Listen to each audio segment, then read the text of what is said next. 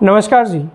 आपने कई लोगों से ये सुना होगा कि फसल अवशेषों पे डिकम्पोज़र का स्प्रे कर दो और जुताई कर दो।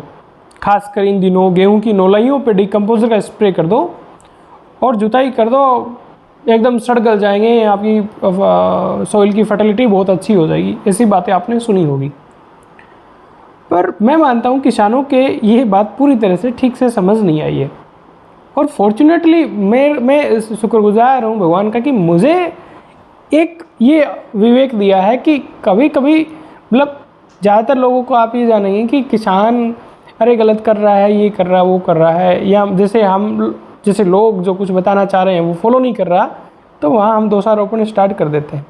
लेकिन मेरा कुदरत ने, मुझे भगवान ने ये सद्बुद्धि दी है, ये विवेक लगाने का मथा दिया है कि मैं उसमें खुद से क्वेश्चन करता हूँ कि क्या या तो अपने पास टेक्नोलॉजी नहीं होगी, किसान गलत नहीं करता है। मतलब मोस्ट ऑफ केस में मैंने ये पाया है, जहाँ भी कभी मेरे को भी ये एहसास हुआ कि यहाँ गड़बड़ हो रही है, तो वहाँ सिर्फ एक बात ये हो सकती है कि जानकारी का है या आपकी टेक्नोलॉजी में दम नहीं है। अदरवाइज फार्मर वही करता है जो सही है। तो जो ये बात है कि डिकम्पोजर का स्प्रे कर दो, गहरी जुताई कर दो, आपकी सब फसल अवशेष गेहूँ के सड़ गल जाएंगे, इस बात से भी ये बात भी पूरी तरह से किसान के गले नहीं उतर रही है।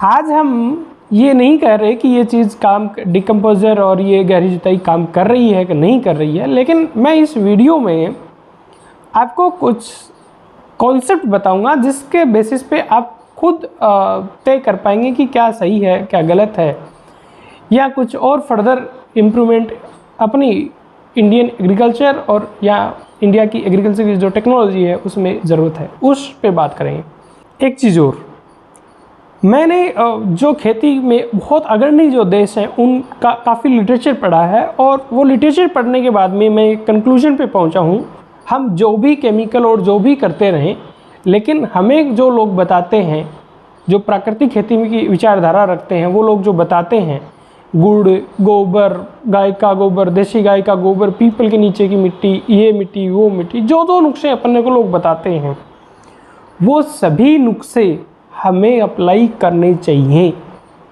मैं इस चीज़ को स्ट्रॉन्गली रिकमेंड करता हूँ कि वो सभी नुस्खे जो वो लोग बताते हैं, उसमें से जो आपको थोड़ा समझ आता है वो नुस्खे, वो गुड़, गोबर, देसी गाय, वो सब चीज़ें, पीपल की मिट्टी, और वो सब चीज़ें करनी चाहिए। और मैं ये सब चीज़ें आपको तब बता रहा हूँ जब मैंने ठीक ठाक लिटरेचर पढ़ा है, उन खेती में जो डेवलप्ड कंट्री है, अच्छी खेती कर रही हैं, उन देशों का लिटरेचर पढ़ा है।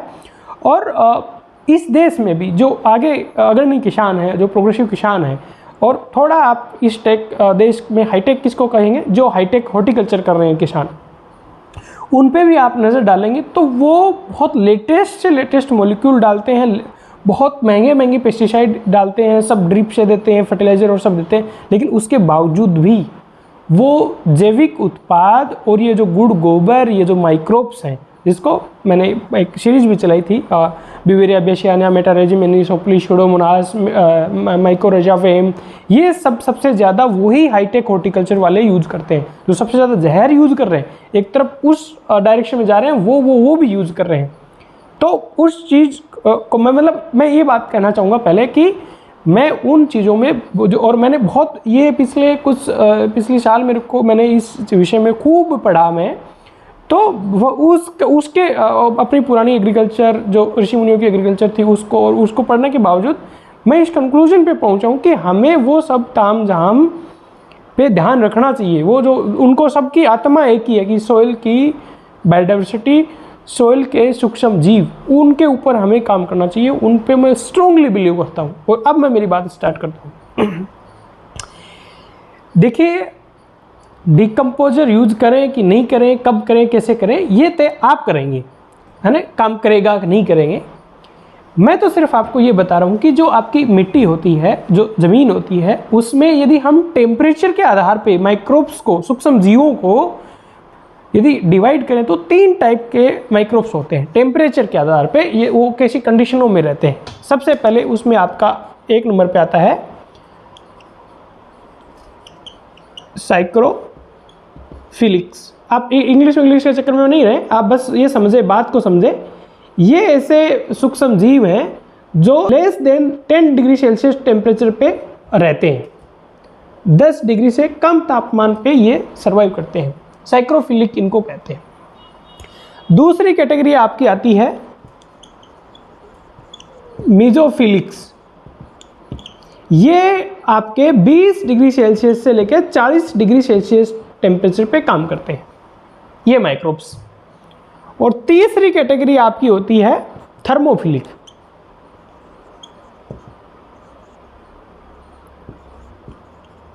ये आपके 40 डिग्री सेल्सियस से ऊपर ये माइक्रोब्स आपके काम करते हैं। 3 टाइप के मोटा मोटी टेम्परेचर के आधार पे अपन जो सॉइल के अंदर माइक्रोब्स रहते हैं उनको यदि बांटे तो 3 टाइप के ये माइक्रोब्स हैं।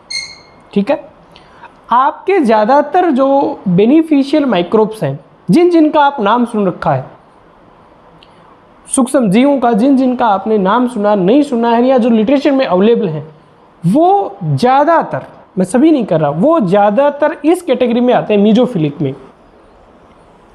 यानी 20 से 40 डिग्री सेल्सियस टेम्परेचर पे ज़्यादातर आपके लाभदायक सूक्ष्म जीव जिन पे स्टडी हुई है और वो इस रेंज के अंदर आपके 20 डिग्री सेल्सियस से लेकर 40 डिग्री सेल्सियस पे काम करता है।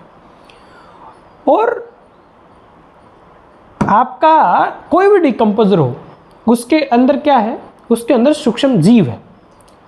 और कोई भी ऑर्गेनाइजेशन हो, कोई भी संस्थान हो, उसने लाभदायक सूक्ष्म जीवों को गाय के गोबर से कह दो या मिट्टी से कह दो या गोमूत्र से कह दो, कहीं से भी कह दो, वो लाभदायक सूक्ष्म जीव उन्होंने आइसोलेट किए हैं और उन्होंने उसके अंदर आपको उस डिब्बी के अंदर या उसके अंदर बॉक्स के अंदर आपको पैक करके दिए। लाभदायक सूक्ष्म जीव है। ये तो आप भी मानते हैं कि डिकम्पोजर कोई भी हो उसके अंदर वो सूक्ष्म जीव है। और वो ज़्यादातर सूक्ष्म जीव इस रेंज के अंदर काम करते हैं 20 से 40 डिग्री सेल्सियस टेम्परेचर के बीच में। और आपके गर्मी में अब टेम्परेचर, जब गेहूं कट गया है, अब टेम्परेचर कितना है, I think more than 40 degree Celsius ही है। तो इसके अंदर वो माइक्रोब्स का सर्वाइवल कितना की हो पाएगा ये आप देखें। और मैं फिर अगेन वो कह रहा हूँ कि मैं स्ट्रांगली बिलीव करता हूँ इसमें, गुड़ में, गोबर में, देसी गाय के गोबर में, माइक्रोब्स में, डिकम्पोजर में।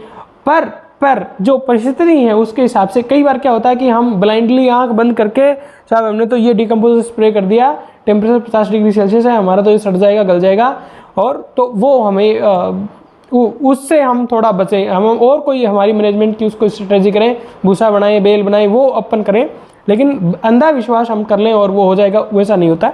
ये इसके बिहाइंड साइंस है, वो आप समझें। उस टेम्परेचर पे माइक्रोब्स कितना काम कर पाएंगे, कितना सर्वाइव कराएंगे। नमस्कार, जय हिंद।